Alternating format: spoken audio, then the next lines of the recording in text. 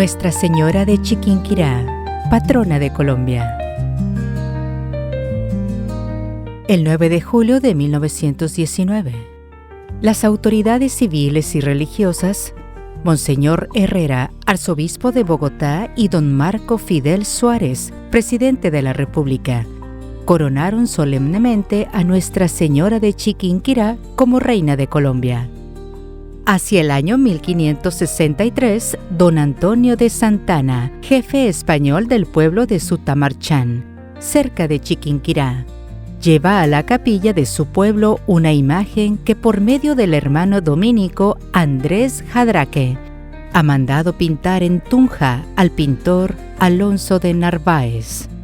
El encargo era pintar la Virgen del Rosario, pero como sobraba tela a los lados, pintaron al lado derecho de la Virgen a San Antonio, patrono de don Antonio de Santana, y al lado izquierdo a San Andrés, apóstol, patrono del hermano Andrés. Este santo tiene a su lado la cruz en que lo crucificaron en forma de X, y San Antonio lleva sobre un libro al niño Jesús, porque se dice que se le aparecía el divino niño. El cuadro es colocado en la capilla de Sutamarchán, pero como el techo es de paja, poco a poco empiezan a caer goteras y unos años después, la pintura está casi totalmente borrada.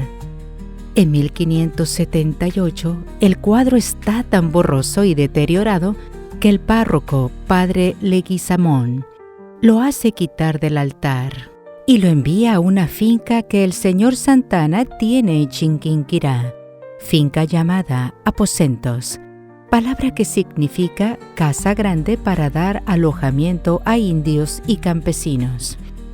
En 1585 llega de España una sencilla mujer llamada María Ramos, familiar de la esposa de don Antonio de Santana, y se va a trabajar como doméstica a la casa de ellos en Chiquinquirá.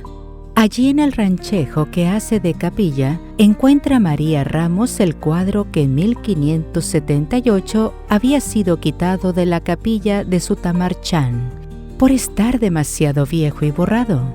Pero ahora sí que es cierto que está deteriorado. Todo es agujeros y mugre. La piadosa mujer lo observa, y al ser informada de que en un tiempo fue una imagen de la Santísima Virgen, pero que por estar ya tan en mal estado se ha empleado para sacar semillas a secar al sol, se dedica a quitarle el polvo y la mugre y lo cuelga en una especie de marco, allí, en el rancho que servía de capilla. María Ramos pasa largos ratos de rodillas allí ante el borroso cuadro, pidiendo a la Virgen que la consuele, ya que sufre la lejanía de su patria y de su casa, y rogándole que por favor se digne hacerse un poco más visible, porque allí en aquella tela sus rasgos son demasiado imperfectos y no se alcanzan a notar. Pasan los meses. María Ramos trabaja juiciosamente en los oficios de la casa y de vez en cuando le vuelve a suplicar: Rosa del cielo, ¿cuándo te podremos contemplar bien? Dice la crónica de aquel tiempo: así las cosas, el día 26 de diciembre de 1586, a eso de las 9 de la mañana, pasaba una india cristiana, llamada Isabel, venida de Muso. Llevaba en la mano a un indiecito de 4 años llamado Miguel, y al pasar por frente a la capilla le dijo el indiecito: Madre mía, mire a la Madre de Dios que está en el suelo. Volvió la india a mirar hacia el altar y vio cómo la imagen de la Madre de Dios estaba en el suelo despidiendo de sí un resplandor celestial tan grande que llenaba de claridad toda la capilla.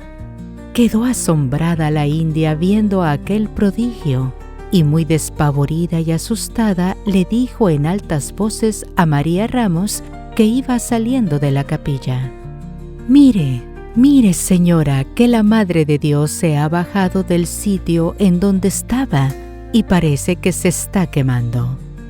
Volvió María Ramos el rostro y vio que la imagen de la Santísima Virgen estaba de la manera que decía la india, y admirada de ver tan estupendo portento, llena de asombro y pasmo, dando voces y derramando lágrimas, fue corriendo hasta el sitio donde estaba la imagen, y arrodillándose a sus santísimos pies, se quedó mirándola y rezándole con gran fe y devoción.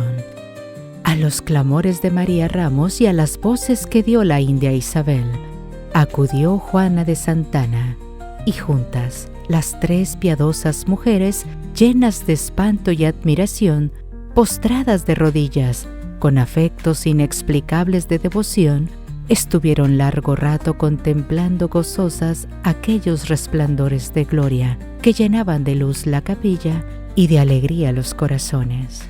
Y sigue diciendo la crónica de aquel tiempo: estaba la milagrosa imagen en el suelo, recostada e inclinada hacia el altar, en el mismo sitio en el que tantas veces acostumbraba a hacer oración María Ramos. Tenía su soberano rostro muy encendido y colorado, y los santos gloriosos, San Andrés y San Antonio, también estaban muy mejorados de facciones, y la pintura se había vuelto tan lúcida y renovada y de celestiales colores, que era una gloria el verla. Cesaron los resplandores que despedía la milagrosa imagen de la Madre de Dios, y después de un rato que gozaron las dichosas mujeres de la gloriosa visión, admirando tan soberana hermosura, con mucho temor y temblor, con respeto y reverencia, levantaron de aquel sitio el milagroso cuadro y lo colocaron en el puesto que había ocupado antes. Apenas estuvo colocado el cuadro en su sitio, llegaron varias otras mujeres y personas de servicio, y viendo la bendita imagen en aquella hermosura nunca vista, y con el rostro tan encendido y colorado, renovada de colores toda la imagen, se quedaron asombradas, derramando muchas lágrimas, y postrándose de rodillas todos los presentes hicieron oración. Y todo aquel día estuvo llena de gente la humilde capilla, pues muchos venían a dar gracias a Dios y a contemplar la maravillosa imagen y la celestial hermosura de la Santísima Madre, cuyo rostro en su imagen quedó por todo ese día encendido y colorado, y después quedó con el color y hermosura que se ve al presente. La fama de tan impresionante suceso corrió rápidamente por todo el vecindario. Indios y españoles comenzaron a acudir de todos los alrededores, y a pesar de lo trasmano del lugar y de lo impasables que eran los caminos, en un par de meses todo el territorio del Virreinato de Nueva Granada estaba informado del acontecimiento, y los milagros empezaron a multiplicarse. A los 15 días llegó el párroco de Sutamarchán a comprobar el hecho. Se quedó admirado de la renovación milagrosa y encantado al ver el cuadro tan hermoso. Habiendo reverenciado a la Virgen con mucha devoción, llamó a los testigos que habían presenciado la renovación y ante un escribano del rey les hizo hacer declaraciones y juramentadas de lo que habían visto con todos sus detalles. Todos declararon bajo la gravedad del juramento lo que acabamos de narrar, y el 10 de enero de 1587, en sobrecerrado y sellado, fueron enviadas estas declaraciones al arzobispo de Santa Fe de Bogotá. El señor obispo, ante la noticia de que de todas partes se dirigen peregrinos a rezar ante el famoso cuadro, envía unos visitadores especiales a indagar todos los detalles y a investigar con todas las personas que conocieron del hecho.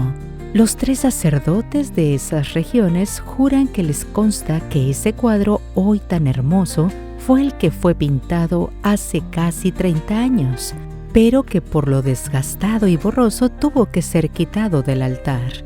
Y después de 1000 averiguaciones, los especialistas concluyen que lo acontecido es algo excepcional, es algo divino. Entonces, el señor arzobispo en persona se va a visitar el cuadro renovado. Al constatar que todos los testigos están de acuerdo y que no hay contradicciones en lo que afirman, y que los milagros se obran sin cesar, No le queda más que repetir las palabras que dijo Jacob en la Biblia. Verdaderamente Dios está en este sitio y yo no lo sabía. Y la devoción empezó a aumentar prodigiosamente. Las gentes acudían de todas las regiones para admirar el prodigio y pedir a la Santa Madre toda clase de favores. Y la Madre Bendita a su vez comenzó a obrar curaciones y conversiones en favor de sus devotos, la salud del alma y la salud del cuerpo. Dondequiera que había en los alrededores una epidemia de viruela, que producía la muerte en este tiempo a muchos indios, pedían que les dejaran llevar la imagen de Chiquinquirá, y desde que la milagrosa imagen llegaba al sitio, ya no moría nadie más de esa terrible enfermedad allí. En Tunja llegó la viruela con una violencia incontenible. Hubo que hacer un nuevo cementerio porque en el anterior ya no cabían los muertos. Se fueron a Chiquinquirá y llevaron el cuadro renovado, en piadosa peregrinación. Y aún hoy, en el Alto de San Lázaro, junto a Tunja, en una capilla hay un cuadro de aquel tiempo, con la Virgen del Rosario y esta leyenda: desde que Nuestra Señora de Chiquinquirá llegó a Tunja, ya nadie más murió de viruela en esta ciudad. Pero el milagro más grande y más frecuente que la Virgen de Chiquinquirá hace a sus devotos es el de la conversión, que dejen su vida de pecado y empiecen una vida como Dios la desea. Esto sucede continuamente a los que la visitan y le rezan con fe. Cuando una esposa o madre logra que su esposo o su hijo visiten en piadosa peregrinación a Nuestra Señora de Chiquinquirá, ya pueden tener gran probabilidad de que la vida de aquel pecador se va a transformar. Ya hace 300 años, un padre dominico, el padre Tobar, describía así el cuadro prodigioso. La tela es de algodón, como de 1 metro y algo más de ancho y de alto. Las facciones del rostro de la Santísima Virgen son soberanas y la hermosura de Nuestra Señora es tan superior que causa asombro y pasmo a cuantos la ven, con una majestad tan impresionante, acompañada de tan agradable y extremada bondad que arrebata los ojos y la atención, admira el entendimiento y emociona al corazón de una manera tan eficaz que apenas uno empieza a contemplarla, comienza ya a amarla y admirarla. Tiene esta señora los ojos casi cerrados, con el rostro vuelto hacia su precioso hijo que tiene en su brazo izquierdo, tan gracioso que parece más vivo que pintado. Que desde el cielo y desde Chiquinquirá, la Virgencita Santa siga bendiciendo y protegiendo día por día a todos sus devotos y la patria de cada uno de nosotros.